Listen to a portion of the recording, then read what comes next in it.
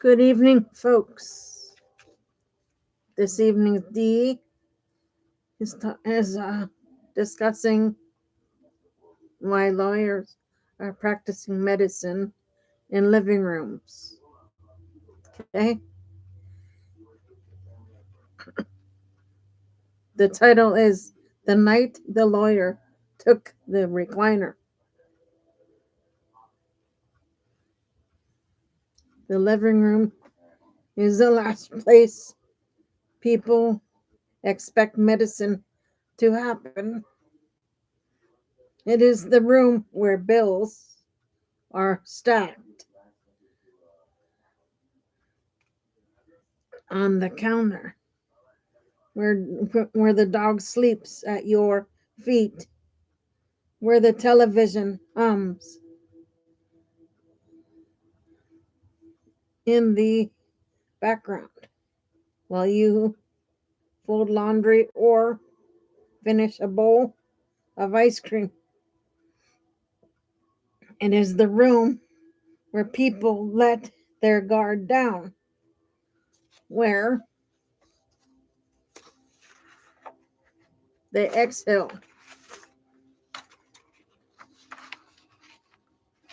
where they stop performing strength. And that is precisely where the lawyers arrive. Not through the front door, not with a briefcase, not with a handshake. They arrive through the television. They arrive through fear. They arrive speaking the language of medicine. The domestic theater of risk. Picture a man in his 70s. Let's call him Harold. Harold has lived alone since his wife died. He takes his medications the way she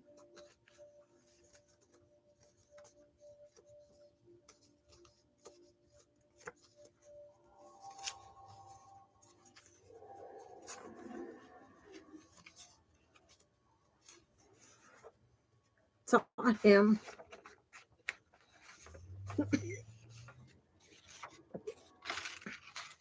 Lined up in a plastic pill organizer. Each compartment snapped shut with precision of a man who knows that the order is a form of devotion. After dinner, he settles into his recliner. The news is over. The weather has passed. The commercials begin. The somber voice cuts through the room. If someone you love has taken, Harold sits up, recognizes the name of the medication. The ad continues, listing complications he has never heard of, delivered in a tone that sounds like a clinician explaining a diagnosis. The background music is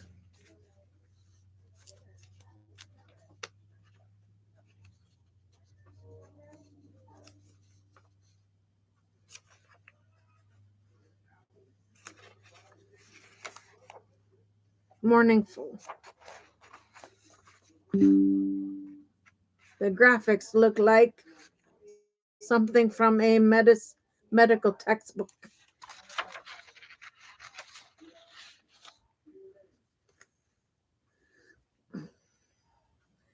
Harold's heart rate rises. His hand drifts to his pill organizer. He wonders if he has been betrayed. He doesn't know that the voice is not a doctor. He doesn't know that the ad is not a warning. He doesn't know that the purpose is not education. He only knows that someone is speaking to him with authority in the room where he is most alone. The quiet power of a living room. Clinicians often imagine that medical decision making happens in exam rooms, in hospitals, in conversations with professionals. But the truth is simpler and more unsettling.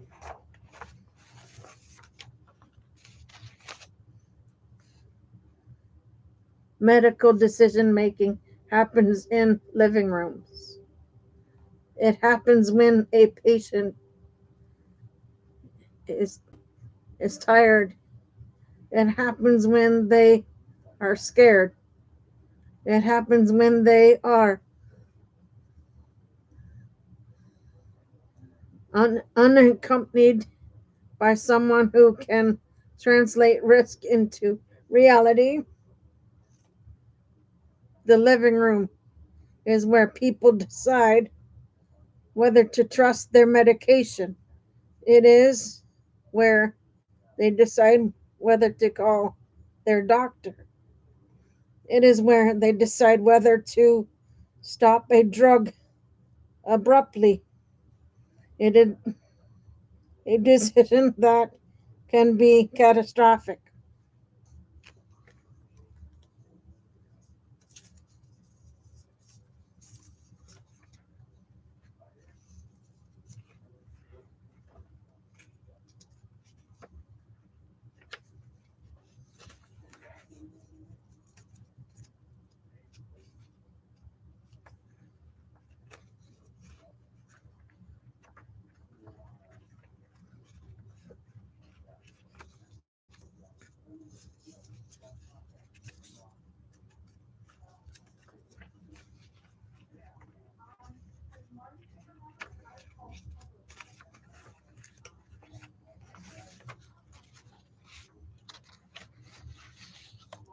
And increasingly, the living room is where they decide whether to call a lawyer. The lawyer is the lawyer as an uninvited clinician.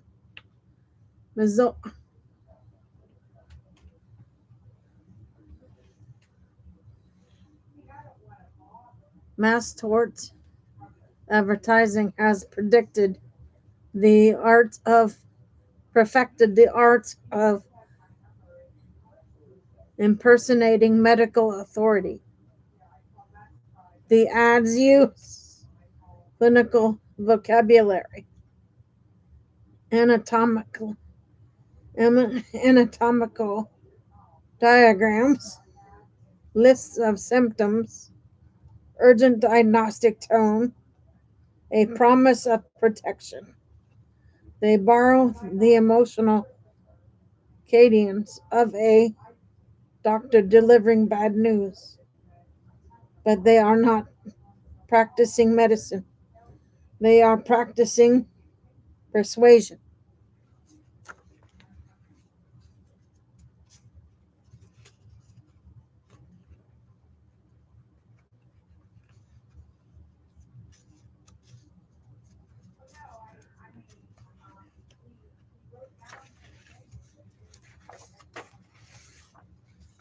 They are recruiting and they are doing it in the most intimate room in the house. The emotional hijacking of medical trust. When Harold comes to the clinic the next week, He doesn't begin with his symptoms. He begins with the commercial. He asks whether the medication is dangerous. He asks why no one told him. He asks whether he should stop taking it. He is not asking for medical advice. He is asking for reassurance that the world is still trustworthy. But the ad has already rewritten the story.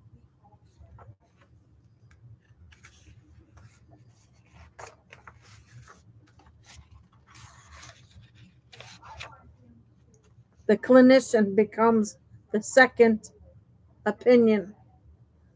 The lawyer becomes the first. This inversion is not accidental, it is engineered. Fear is a business model. The cultural consequence. Medicine loses its voice. The deeper tragedy is not that lawyers are practicing medicine in living rooms, it is that medicine has left a silence large enough for them to enter. Health systems communicate slowly, clinicians communicate cautiously, public health measuring communicates inconsistently, pharmaceutical companies communicate defensively.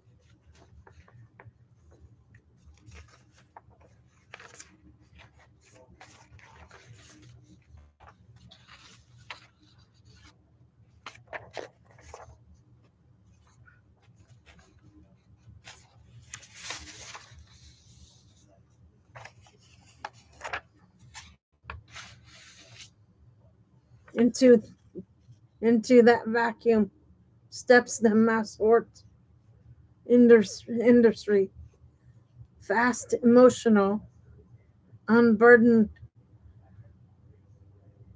by nonsense. They speak in absolutes. They speak in betrayal. They speak in the language of danger. And danger is easier to understand than probability. The living room as a site of harm. The harm is not theoretical. People stop anticoagulants. People stop diabetes medications. People stop antidepressants. People stop cancer therapies.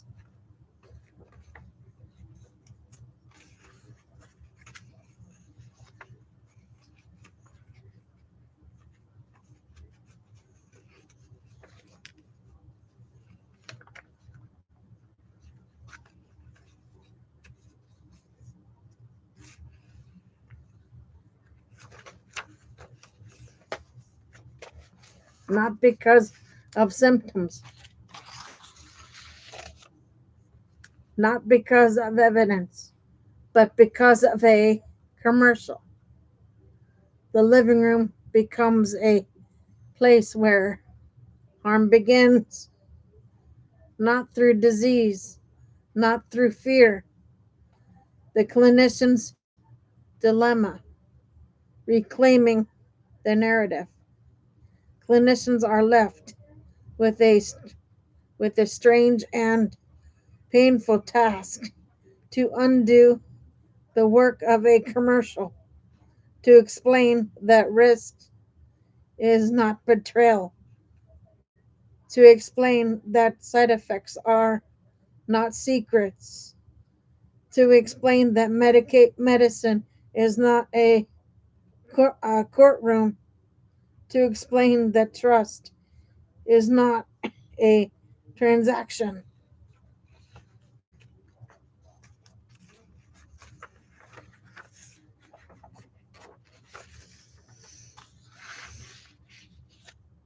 This is not what medical training prepares people for, but is but is it is the reality of modern practice.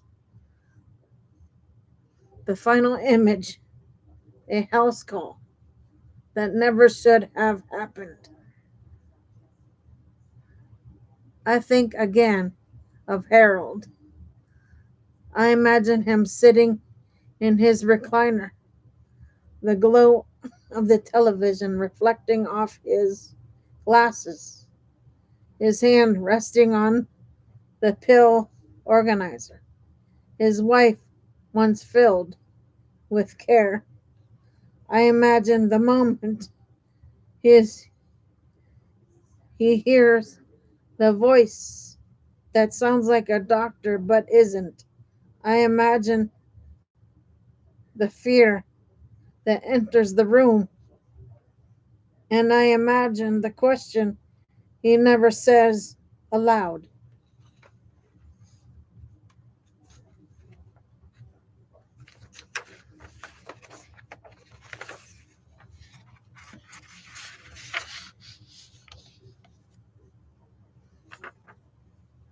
Who is who is taking care of me?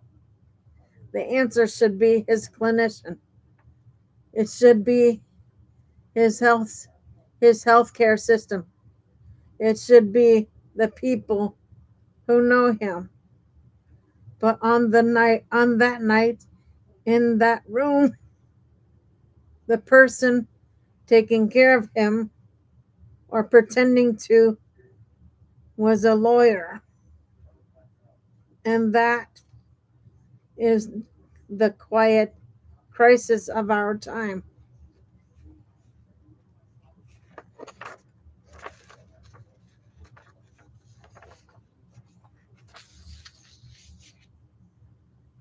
Okay, guys, that is your shows for now. I will see everybody later. For now, Gator Wellness. Take care, folks.